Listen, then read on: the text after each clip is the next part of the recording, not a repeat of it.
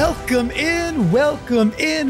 friends to the newest edition of Seahawkers What If, the most unique Seahawks preview podcast in the multiverse. I am your host, Clinton Botter, and I am fired up to check it all out today. I am joined, of course, by the one, the only, the great Brandon Schultz, and the protector of the multiverse himself, Mr. Phil Leidick. Boys, how we doing as we get ready for a, weird to say, but a crucial preseason Game 3. Brandon, how you doing, man? I'm fired up to talk preseason football. We have a game coming up. It's the last preseason game. It's against the Cowboys. And we're going to get to see, finally, some extended time with Drew Lock. I mean, I don't want to jinx it, but finally. Brandon, is it the last one or is it the 18th to last preseason game? That's what I want to know. You know, it's all your perspective, Phil.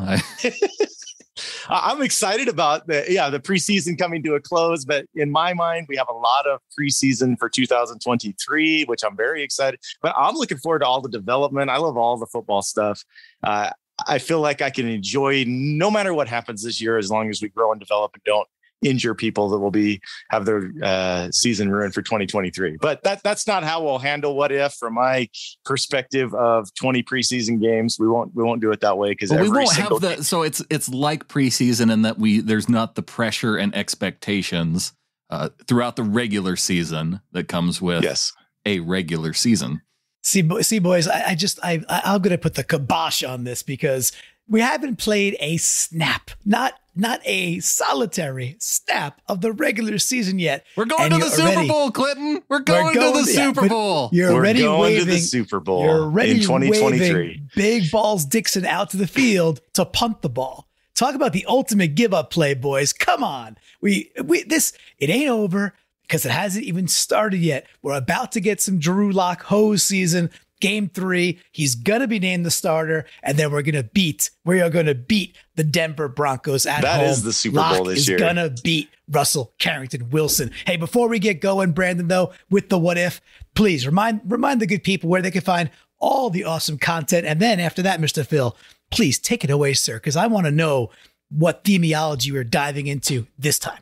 You can head on over to seahawkerspodcast.com, and there's a link there to the Pick'em League that we're doing this year. There's links there if you want to support the show via getintheflock.com. And of course, links to subscribe to wherever you want to listen to the show, whether it's on your favorite podcast app, whether it's on YouTube. On the YouTube channel, you can make sure and subscribe to the show, hit the notification icon so you can hear when we go live following the games. Yeah, we're going to be doing live post-game show after the game against the Cowboys. And hopefully we're excited about this Super Bowl season after we watch that game. The Super Bowl that will happen September 12th against the Denver Donkeys. That's what I'm looking forward to. Listen, go 1-0 every week, right? Go 1-0. That's all. That's the game. Most importantly, week 1. Yes. Well, what if episode 27? It's like first and last. It's the latest and first time we're officially calling it Seahawkers What If, I believe. But but it's our 27th episode of What If. And it's not confusing for people at all. It's not. Not at all. I'm trying to be as clearly confusing as I can clearly be, Brandon. I know. Clearly, they're going to understand this because they can see the awesome logo that we have now there behind Clinton's head. Actually, they can't. They can't see that through their ears, can they? But anyways, it's What If episode 27, Seahawkers What If. This next Tuesday after the game is a big moment for many NFL athletes, isn't it? 1/3, just almost exactly mathematically, 1/3 of players currently on rosters are going to be cut from their current teams. Cut days are nerve-wracking, whether you're a young man trying to make that 8th grade basketball or football team. Number of times where I have made the cut, haven't made the cut. I've experienced both sides of it. But they're nerve-wracking. Players in this final game, this final preseason game, are scrambling to at least prove they deserve to be on another team. But all are hoping to make the cut. That's what they want, number one. For this episode of Seahawks What If, we asked, what if they make the cut? And so because we're talking about cuts, there was so many different cutting ideas that I had, cutting edge thoughts. I just couldn't narrow them down. I couldn't even cut my own cut list. And so I'm going to let you guys do it. It's a different type of what if. We're going to give the categories. And then behind those categories is a question for the one that's chewed. It's almost inspired by Jeopardy a little bit, but there's just one question. You're picking the category, and then you get the what if. And so it's a little more game showy than even before. And you're going to select the category. Our other contestant might want to jump in with their answer or not. Typically, I force you to answer one way, whether you like it or not. You have to answer. This time, it's going to be more like, oh, I'd like to say a little something about that. And so we're going to go to the cutting categories. Here, I'm going to mention it so you listeners can think about them. And then we're going to start episode 27 with Brandon picking his. Cut him some slack. Cut the cheese. Cut it out. Deep cuts. Cut the mustard. Thick cut, and I'm thinking bacon, right? Thick cut, can't cut it, cut from the same cloth, or cuts like a knife. Those are our 9 choices. But where would you like to go to first? What's going to cut it for you, Brandon? I'm feeling me some Bryan Adams. Cuts like a knife. Awesome. Cuts like a knife. I was going to say you guys are so close to Canada, basically in Canada, that you got to go with the Canadian Bryan Adams. So good job. A hometown band. Basically. You're kind of close to Canada in a different way, aren't you, over there? Isn't it kind of across the Great Lakes in a sense? Yeah, I could get to Montreal in probably like 6.5 hours by car. Okay. Not something quite as close as me then, up in Spokane. Okay. So cuts like a knife. He's ready for cuts like a knife. Now I just have to find it. What would cut you most deeply if it happens this game, Brandon? This would just cut you deep. Love does that, doesn't it? When it's your favorite team. I think with a lot of the starters getting more reps in this game, the one thing that would concern me most is, especially after watching Charles Cross take a 5 penalty performance, if he were to come and do that back to back, like I feel like I've stood up for Charles Cross after last week's game against the Bears, and performance wise, apart from the penalties, I thought he showed out really well. But you can't ignore the penalties. But I kind of made excuses of ignoring the penalties. And so if that were to come back again and he starts reminding me of Jermaine Ifedi in terms of his penalty levellessness, that would cut me like a knife. That's the worst, when you really stand up for somebody and then they just do it again anyway. It's painful. All right. So Clinton, your choice. You can tag on to that before you pick your category. You can just leave it with Brandon's and move on to a next category. Do you have something to add, something that would cut you most deeply, or do you want to move on? I'll add quickly because why not? The options there. If the special teams, specifically kickoff coverage, if kickoff coverage doesn't get, at least, but basically markedly better. It just, we can't have the Cowboys starting position be like the 32-yard line or something like that, because we can't cover kickoffs. That would be really worrisome to see that second week, really a third week in a row, and be like, are we actually ready to play the season with a unit that can cover, break down properly, and tackle? Because if we can't, we have some deficits going into the year as is. If we can't do that, we'll be in some deep doo-doo. So that would be the one I'm watching for. All right. Yeah. Love hurts, love bites, all those things. And when you care about your team and they just keep making the same thing, that cuts. Okay. So which category do you want to go to now then, Clinton? I'm going full house with cut it out. Cut it out. We're getting right to the painful ones. This almost portends back to our pilot episode with the pain games. You guys are going right for the slicey stuff. Cut it out. Okay. What types of plays, Clinton, on offense or defense need cut out of the play chart? I know last week's What If, Adam already gave us his, but how about you? What types of plays, offense or defense, do we have to cut out of the play chart? You're just tired of seeing it. What do you got? Yeah, I mean, we could go with chalk route and go with the bubble screens because we're terrible at executing them. I don't think they're going to cut those out. I think they're, especially if we, D. Eskridge is back on the field. He's the guy that can do those kind of things. So I don't expect those to be cut out. We also talked about I would like the offense to be more aggressive when we get to midfield in general, right? So stop it's the horizontal game and the third down stuff where we don't throw at least towards the sticks. That has got to stop. We've got to be more aggressive. So that'd be the one, man. Plays short of the sticks, midfield. Anything you want to add to that, Brandon, or do you have something you just want to move on to a new category? I would like to cut out the penalties that happen on key third downs that avoid us converting third downs. Yeah, so not just the play calls, specific plays. Yeah, destroying things that move us backwards. I know it was supposed to be for a play call, but I'm cutting out the penalties. I used the word plays, gave you a little freedom. You answered it just fine. Okay, so how about a new category then? All right. Where are we going to cut to next? Why don't you pass the Grey Poupon and so I can cut the mustard?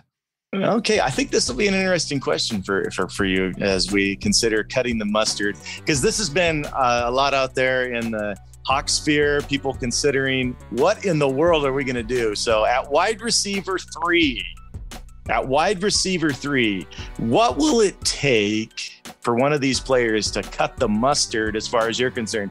This is what it takes to be a quality wide receiver 3, Brandon. Dwayne Eskridge has to make it onto the field. And we heard some frustration from Pete Cutting Carroll. The mustard is health. The mustard is health for D. Eskridge. Look, we go back to CJ Prosise and the way he was able to stick with the team for all these years, despite his injuries. You saw those glimpses of talent whenever he was able to make it on the field, and it was enough for him to stick. And so all Eskridge has to do is make it on the field, and he is wide receiver 3 based on what we've seen from all the other guys. The drops, they just can't happen. And I think Freddie Swain will make the team based on his history. And so it's going to be a very small window for the rest of the wide receivers to try and make this roster. You're saying D has everything it takes to cut the mustard. He just needs that availability. He's got all the ability. If he gets the avail, it would avail us much. Clinton, did you have something for what would it take for a wide receiver 3 to cut the mustard? You saying he's going to be a difference maker, or do you want to just move to a new category? I can't pass up a chance to talk a little D. So yeah. Where I'll take it a bit differently is that for 2+ years now, I've been banging the drum. In fact, when he was a free agent, I wanted the Seahawks to go sign Isaiah McKenzie of the Buffalo Bills. Isaiah McKenzie is now the Buffalo Bills slot receiver and tearing it up. He's going to have a really solid year. I say all that to be like, the reason I liked McKenzie's skill set so darn much is because that's what we've been missing. It's what the Waldron offense absolutely needs to be kind of a different offense out there and not so ho-hum.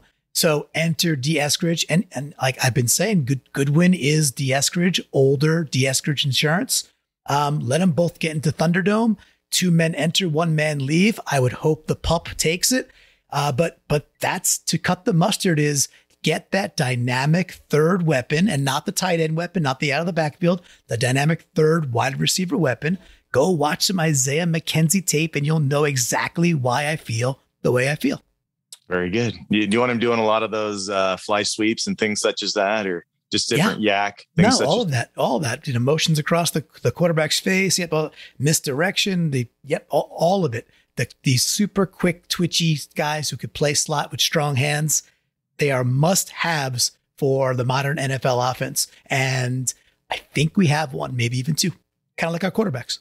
And we kind of feel like Freddie doesn't have that. He's more the jack of all trades, master of none, right? He doesn't have the dynamism. Is that kind of where we've figured Freddie to be?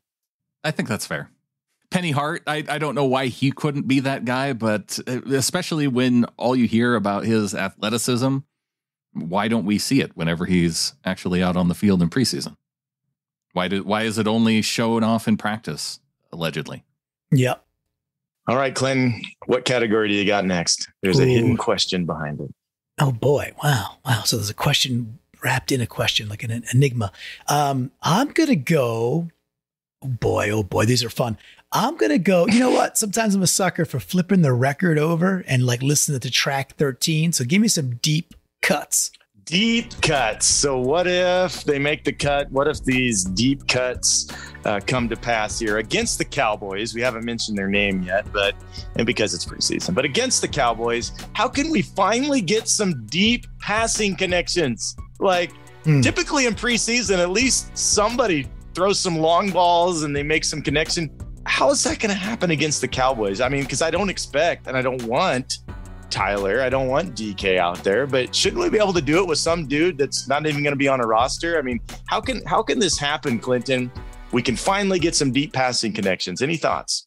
Well, if Trayvon Diggs is starting for the Cowboys, then throw deep against Trayvon Diggs because he gets lots of interceptions and he also gets burnt 50% of the time. He's a very where the interception stat line doesn't back up the consistent play that he often does not have. So maybe we see a little bit of our starters because they've had no time, and Pete has kind of hinted that they've got to be more prepared for this. So you know what? I'd like to see a Tyler Lockett just deep post on Diggs and burn the guy in the first series and let the hose do his thing, because I think the hose is going to start. Little sluggo, little whatever you got to do. Yeah. Whatever, just run a flag route. Tyler Lockett's a pro. He'll burn Diggs all day. So where's Marquise Goodwin? Like, isn't that if he's the D. Eskridge backup? Like, why isn't he out there running deep routes that we can throw to? Clinton, I'm talking to you. Where is he? I saw him in the press conference. He seems like he's back and healthy as well, right? Or at least should be there. So I hope they're both out there. Like I said, give me Thunderdome in game 3 across the board. Give me Gino versus Drew. Give me D versus Marquise. 2 men enter, 1 man leave. Fine. Let's have at it. I thought somebody might say Drew's going to do it. Like, he's got the arm. We're finally going to see it because we're going to see some Drew. But yeah, he's going to be. Yeah, it is Drew. He's got to throw the ball. You know, he's got the hose. Some play action, some hose. There we go. That might he's the hose. He's the hose. All right, so that's our deep cut. Next category, then, Brandon. What do you want to choose? We're running out of categories soon. We're about halfway through. Bacon. He wants the thick cut bacon. Do you guys prefer the thick cut bacon over the thin cut? Of course. I do. I also I don't mind the bacon bits that get a little burnt though too. So sometimes those are a little bit, the thick cut doesn't burn. The floaty, crispy ones for a burger. Sometimes the thin ones, they float a little bit on the oil there. And I'll tell you where I adore thick cut bacon. I'm a huge fan of BLTs. Like I will go to a diner and go to a restaurant, and BLT is a go-to. I love a good BLT. So BLT, like, it almost has to be thick cut bacon. Otherwise it's kind of just too weak and brittle. That's true. Yeah. And if you're going to make meat candy, I don't know if you guys know what that is, but if you're going to make meat candy, you need the thin to wrap around a little smoky with the brown sugar in there. But other than that, I'm typically going thick cut. I don't know what meat candy is, but you just changed my Halloween, good sir. No, you got to do meat candy and you've got to try it. Okay. So we're asking about the thick cut bacon category. Who do you expect to prove, Brandon? Who do you expect to prove worthy of starting in the trenches? And this time I'm going to let you pick a side, and then you're going to force Clinton to do the other one. Who do you expect to prove worthy of starting in the trenches? So I guess you pick a side with 5 or a side with 3 based on whether you're picking offense or defense. Your choice, Brandon. You pick the category. I'm going offense. Okay. And I will say that after watching the game against the Bears, there's one guy who really impressed me on the offensive line, that is Abe Lucas. Because I know Clinton got all excited there. He was waiting for me to say, guys, I'm getting hot and bothered meat candy, beefy boy teases. I was giving him a beefy boy teaser, but no, you set him up. It is Abe Lucas who was taking over at the starting right tackle this past week against the Bears. And I thought he showed out well enough that I want to see him once again with the starters. And that way we have our 2 rookie bookend tackles again on the field. I was happy with Cross too, but I have a different expectation level for Cross. Like, I expect him to be out there, but Abe Lucas was kind of the wait and see type guy. And I liked what I saw. So let's keep going with some Abe Lucas. So that's your main guy. Who do you got in the middle? You told us who you have on the outside. Who do you got earning it in the middle of the offensive line? Okay, so I got to go Phil Haynes here because he took over for Damian Lewis, and I thought he filled in quite well for Lewis. So I'll give it to you there, Clinton. So then you got Blythe and Jackson. Is that what you're expecting? Well, Jackson, I wasn't going to give kudos for anything after he punched the guy in the neck, causing that was disappointing. Fourth down play. Yeah. Okay. And then you love Blythe now. I can tell you're all in on Blythe. I'm so. I haven't seen anything that has turned me off Blythe. I haven't seen anything that turned me on to him. So yeah, he's fine. He hasn't messed up yet. Okay. So Clinton, you get the other three. I've been championing Miles Adams for 2 years now. So I'll stay with that quickly. Then I'm going to ask for a secondary one. But in general, my take, which I will continue to give for those who have not heard it yet, is Miles Adams is a special, disruptive interior pass rusher, a little undersized, but he brings a different skill set to the table. And that skill set is the ability to out-athlete, essentially, bigger dudes, just be too quick for centers and guards. And because of that, and he's powerful too, because of that, he gets consistent pressure on pass downs. That is a skill. We have not had that for a little bit of time now. We've talked about that recently, and it's a huge, huge asset. So he's the guy that has got to make the team. Okay. But I'll also quickly say, getting off the line, we talked about him a little bit. Number 50, man, Vi Jones. I just think there's such a lack of depth at linebacker, and he could take advantage of that. Other dudes at spots like wide receiver, for instance, it's the exact opposite. You're going to have some good dudes who got to go to the practice squad or just flat out get cut that maybe make other rosters. Linebacker, it's thin, man. It's thin. So Vi Jones has got a clear path to make this roster, and that would be exciting. So if we stay in the trenches, just to kind of, because you've been talking a lot about Adams, which is great. Yeah. I believe you think at thigh arms, Al's going to start at nose, right? And then you're going to have Shelby and Puna on either side for the standard downs. Which guy would you pull if you want to put Adams in for the passing? Because Quentin Jefferson's also another one that could come in on passing down, but you think you pull Shelby or Puna? Shelby's been very consistent throughout the years. He could get that 4 to 6 sacks. So maybe it's Puna. I mean, I think it's just going to be a rotation regardless, like who's fresh. And that's where you get that's where you keep the dude, because you got Monet there still too, right? So you have a nice rotation of dudes that will be able to come in, and whether they're doing the now 3-4 or they're doing like the 4-2-5, which we're seeing a lot of, they're going to mix and match. So I think I think it's one of the strengths of the team in general. Specifically, I think Puna might come off then if Adams is going in, because I think Harris still brings that a little more pressure than Puna does consistently. That's my gut. You might even pull Al out and take him out of the middle and move Puna on the inside. Too. Puna on the inside. He could be the first and second down artery clogger that he is, right? That's fine. Keep him fresh for the next series. It's all good. All right. So Clinton, we got a few categories left here. Where do you want to go next? Okay. So I don't think we've cut the cheese yet. Am I right or wrong? Cut the cheese. Let's cut the cheese. We're ready to cut the cheese. Stink it up a little bit here. And not the Russell Wilson cheese, right? We've already cut that cheese out of our life, hopefully. This is a different kind of cheese. This is the who cut the cheese. We don't want to smell that, but it was Clinton. It was Clinton. I can't even tell in here. We can cut the cheese all we want when we're doing a podcast. Beefy boy, cheese cutting Clinton. Yeah, that's what they call me. That would happen. Hopefully it didn't happen during your show the other day. That might have been a little bit. What'll really stink if we see it again in this game? You guys kind of went there when we did cuts like a knife, like repeats. So we kind of already headed there. But if we see it again, that word again can be just the way it sounds sometimes can be great or it can be bad. But what if we see it again in this game? What would stink?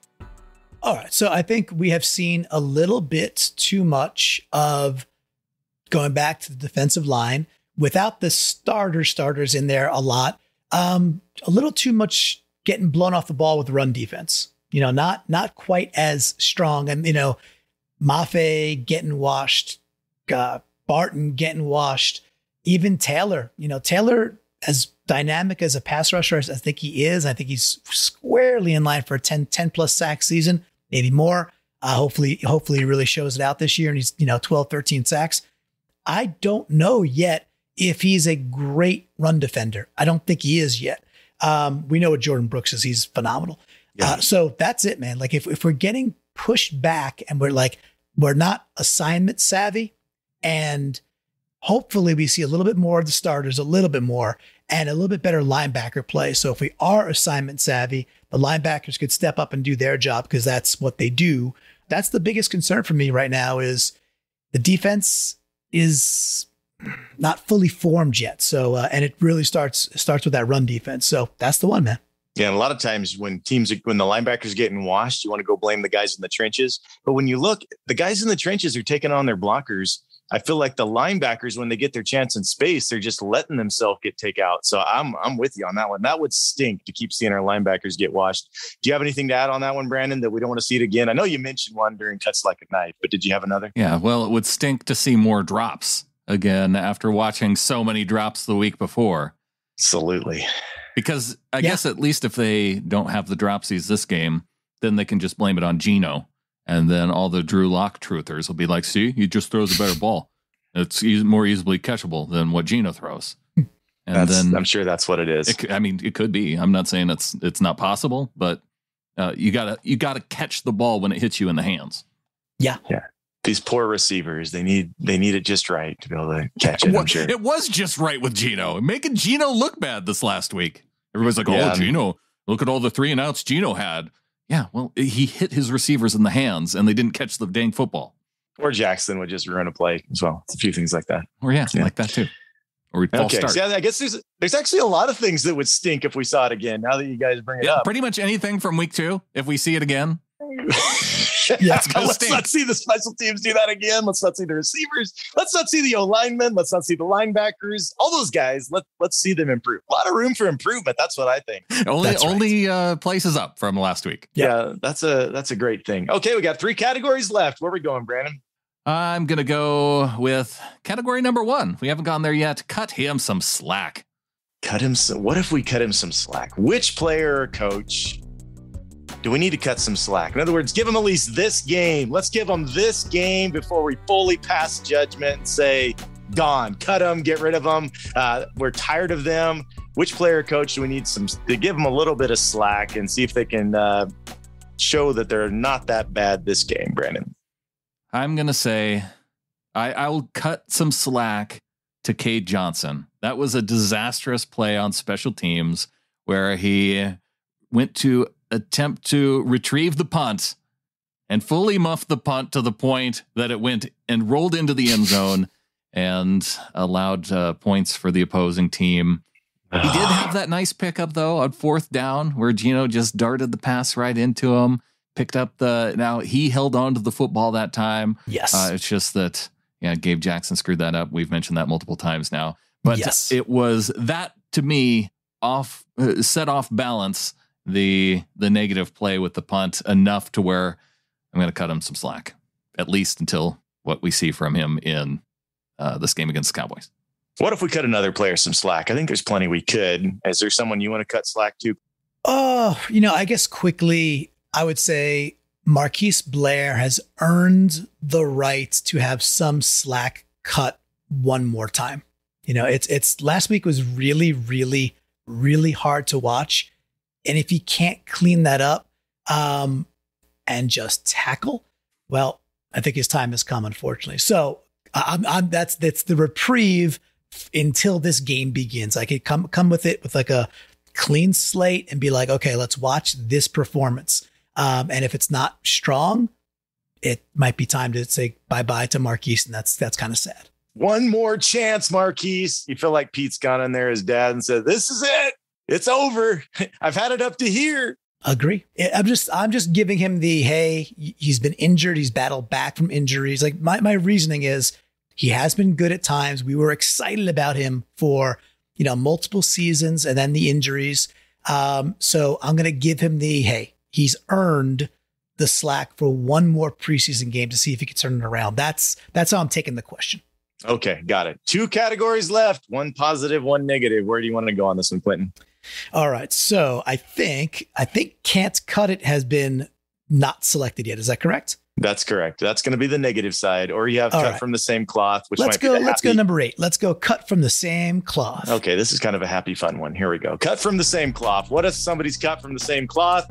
What player has a chance to replace a former legend in significance or style? A former legend, they could replace him in significance or style. Clinton, who you thinking on this team has a chance to cut it that way? Oh, that's interesting. That's a good one. I'm going to go to the defensive side of the ball, and I'm going to go to the DB room. Okay. And I'm not going to go to I think the obvious one people are, or the one that you might be like, oh, I know where he's going. I'm actually going to go straight to Kobe Bryant and avoid the other side of it, in the sense that, just that it's funny. It's like, it's almost the same thing when he was in college, right? Where Sauce was the standout, cool. And then on the other side, the guy who gets picked on was just this really, really solid, good second corner. So if we look at the Legion of Boom era, and it's always like, okay, like whether that's Maxwell or, whoever it was that kind of like played the opposite side of Sherman when we were really, really good. Cool. If he could be that dude and be like a really solid CB2 who if someone went down, could be a good CB1. Awesome. Like that mixture of a dude that you just put out there every single week.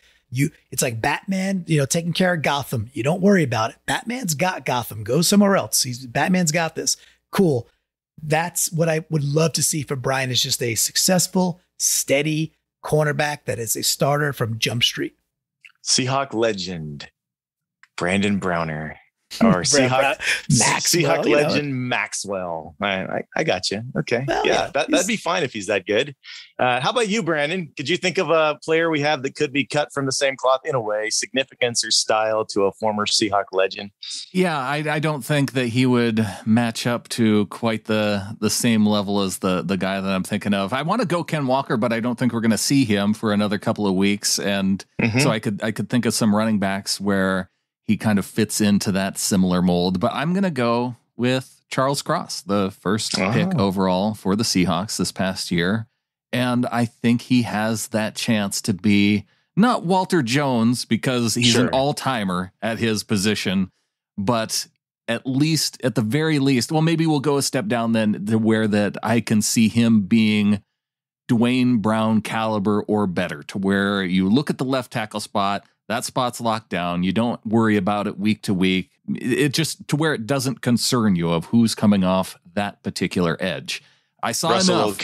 I saw enough. And I think he could maybe even be better than him. So I think that just based on what I saw with him going up against Robert Quinn, he can be cut from the same cloth as some of those former left tackles that we just didn't have to worry about. That would be awesome. We would love that. We would love that. I thought somebody might go with someone similar to Averill or some of those guys out there as well. But I still need to see it. I still need to see a little more Mafe. Or Taylor or some of those. Okay. Well, the last category, do we want to do it? Sure. Well, you want to end negative? Okay. I guess we do. All right, Brandon, here we go. This can't cut it. We'll go. You made all 9 categories. Let's do them. We made it. Okay.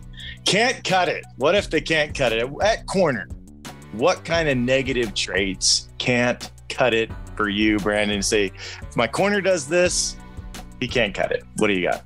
I'll go back to tackling. If our corners can't tackle, then I don't want them out there on the field. And so I guess corners, defensive backs, and since we were talking Marquise Blair, also a defensive back, that's what's leading me in that direction. And Tariq Woolen, I feel like we need to see an improvement in tackling for him to ultimately be that guy opposite. Whereas I think I haven't seen as many negative plays from Kobe. And so I do think that he kind of has the lead among the rookie corners. I think with the Sean Desai defense, that the corners will be in good position, much like they have been with Pete Carroll. So it's going to be the tackling. Anybody for you, Clinton? Negative traits, DBs do this, corners do this, and they just can't cut it. We don't want them out there. I don't think there's much to add to what Brandon said in that regard. It could, you could be like, oh, you're playing too off the ball. Like we saw, like Trey Flowers, like just the cushions of Trey Flowers that eventually got him cut from our team because he just would not press, would not play man, even if it was a man situation. With that, the interesting thing about the cut piece is that Josh Jones, right? I think he's going to make this team. Mike Jackson, I think he's going to make this team. Josh Jones, let's take the negative and spin it to a positive. Josh Jones was cut 4 times in the last 2 years. Wow. 4 times in 2 years. And now he's fixing to maybe make this team. So I'd like to take that that positive Hawker and say, man, some of these guys, what they go through to just try to get to the NFL level and how elite they have probably been since whatever, junior high, high school, college. Sure. Probably the best dude on the team over and over and over again, the all-state guys who are at this level now. And then you get to the big leagues, if you will. And it's just incredible, the amount of talent. So I'm just pulling for dudes like that their story is one of like absolute perseverance. And if we're talking about cuts, 4 cuts in 2 years, I think lesser men step away. So let's go Josh Jones. Let's go Mike Jackson. Let's make this freaking team, because I think they're pretty darn sound football players, and that'd be awesome. Yeah. Yeah, a lot to cheer for coming up. This is a scary time for a lot of them. They're all their hopes and dreams, all their effort, and a lot of them, it could be over here, just like snap of the finger here in a couple of days. And so you can't pull for all of them, but we want the ones that are going to make the difference for our team. Well, prediction time. What kind of scoring do you expect in this one, guys? I don't know how well we did we didn't do great with it, but I don't think anybody expected the Hawks to quite play like the way they did last week. But what kind of scoring do you guys expect in this game, Brandon? Yeah, with the Cowboys, with it being Drew Lock out there who hasn't seen a whole lot of time, I'm going to say the Seahawks hit 20, and maybe the Cowboys just they go out with a negative showing in their third game. They only get 19. The Seahawks win by 1 point, and we get 1 preseason win. I like it. 20-19. You got anything on this one, Clinton? Yeah, I'm going to show. No. I'm going to just stick with what Vegas thinks is going to happen. Vegas thinks Seattle wins this game easily. So, Seattle's at like minus, I think it's like minus 5.5 right now. So like, just put those things together. It's -4. Actually, the line's come back down now. Money's moving towards the Cowboys. However, the line was minus 5.5 when it opened. So Vegas saw that Seahawks performance, right? That last one, and then did the calculation to say Cowboys are going to sit basically everybody. The Seahawks are going to play way more high caliber people because the tea leaves that are out there. So I think the Seahawks do get their first win. I think the Seahawks win by double digits, and I'm going to go with a Drew Lock led victory, 27-13. How about them Cowboys? Ah, there we go. I like that. All right. The Jeopardy noise sounded. We're out of time, I guess. Anything we need to add before we close it out, gentlemen? I will just quickly say, hey, folks who are interested in getting into the flock, one of the most fun parts is hanging out in the Discord game day. So, and that includes preseason, right? So gettingtheflock.com, couple of bucks a month, or the Seahawkers Pod Ring of Honor for a few more bucks. The community is awesome. You're literally talking to people from across the globe. And, of course, a lot of people in the PNW, but people literally everywhere. Australia, Germany, East Coast, West Coast, different places, right?